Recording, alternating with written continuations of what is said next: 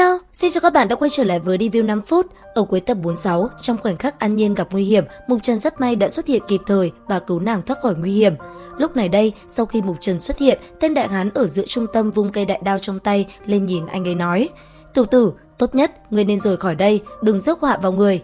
Nghe vậy, An Nhiên đôi mắt sợ hãi, nàng nhìn Mục Trần cũng nhẹ nhàng nói: "Mục Trần, hai người kia đều là chuẩn hóa thiên cảnh, chúng ta đừng cố." Ở bên cạnh, Mục Trần nghe thấy lời này, anh ấy vẫn đứng im tại chỗ. Lúc này, Mục Trần tự nhủ, trong linh tàng chí tôn nguy hiểm trùng trùng, bản thân mình không thể dính mãi với đám người kia được.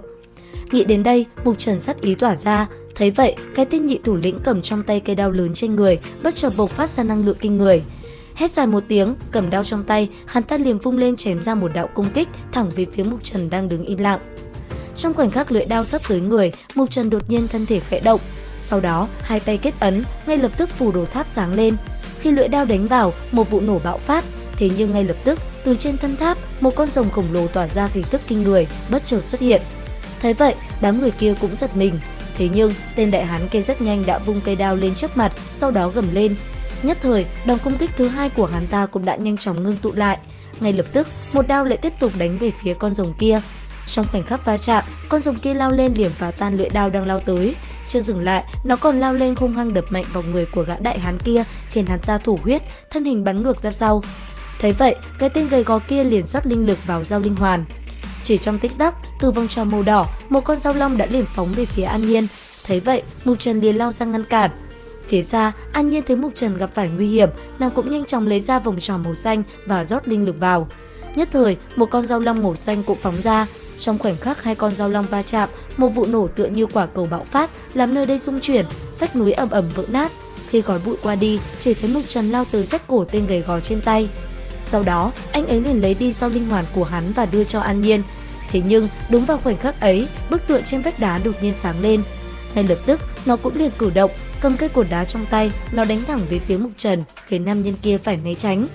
Nhìn nó, mọi người sợ hãi, còn tượng đá vừa tỉnh dậy, nó lại một lần nữa lao về phía Mục Trần, cây cột khổng lồ trong tay liên tục đập xuống. Mỗi lần cây cột kia đập xuống mặt đất, nơi đây lại rung động, không ít người bị nó đập trúng, thân thể liền bay ra xa. Chứng kiến nguy hiểm xuất hiện, Mục Trần liền cùng An Nhiên mau chóng chạy đi, thế nhưng không hiểu sao, tượng đá kia lại cứ đuổi theo An Nhiên. Nghĩ tới đây, ánh mắt Mục Trần tỏ ra nghi hoặc, nhìn vào vật trên tay An Nhiên. Anh ấy hiểu, có lẽ vấn đề nằm ở đây. Tuy nhiên, trong lúc Mục Trần còn đang suy nghĩ thì tượng đá kia đã đuổi tới. Sau đó, thân hình nó phóng lên cao rồi đập thẳng xuống đầu hai người. Thế vậy, Mục Trần cùng An Nhiên lập tức né tránh. Thế nhưng, tượng đá kia đã liềm vung cây cột trong tay kia lên, quét về phía Mục Trần, buộc anh ấy phải phóng người lên, né đi công kích đang đập tới người.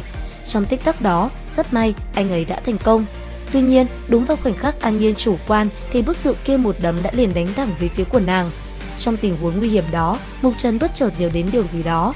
Anh ấy gầm lên, linh lực đột nhiên ngân bài rung lên, bạch long trên nó sáng người lạ thường. Một tiếng long ngâm vang ra, bạch quang phóng tới, chiếu lên thân thể tượng đá to lớn kia. Bất chợt, tượng đá kia cũng liền dừng lại ngay lập tức. Thấy vậy, ánh mắt Mục Trần ngạc nhiên khó hiểu nhìn tượng đá. Suy nghĩ một lúc, ngay sau đó, Mục Trần liền rót linh lực vào thể bài kia. Rất nhanh, tượng đá lại một lần nữa khởi động.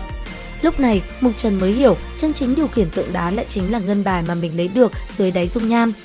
Rất nhanh, Mục Trần đã liền thu nhỏ bức tượng lại rồi nhanh chóng cất đi. Thấy thế, An Nhiên kinh ngạc vô cùng. Sau một hồi, nàng nhìn Mục Trần nói: "Nếu đã giải quyết xong, chúng ta cũng nhanh chóng đi vào trong linh tàng chí tôn, hợp lại với Tô Huyên." Nghe vậy, hai người cũng không chần chừ gì nữa, lập tức tìm kiếm con đường chuẩn rồi tăng tốc tối đa, nhanh chóng tiến vào trong. Sau một hồi, hai người cũng đi ra được hang động, chớp mắt họ xuất hiện một thung lũng tối tăm với dáng vẻ hết sức kỳ bí. Mục Trần vừa thấy vô số cường giả tập hợp, ánh mắt liền tỏ ra kinh ngạc. Thế nhưng, chân vừa chạm đất, cả hai liền phát hiện đằng xa có một ánh mắt hung ác, oán độc khóa chặt lấy mình. Thấy vậy, đáp lại tên kia, Mục Trần chỉ cười nhạt. Còn Bạch Động, hắn ta rất nhanh đã liền lao về phía Mục Trần. Đến đây thì hết tập 47 Đại Chúa Tể. Xin chào và hẹn gặp lại!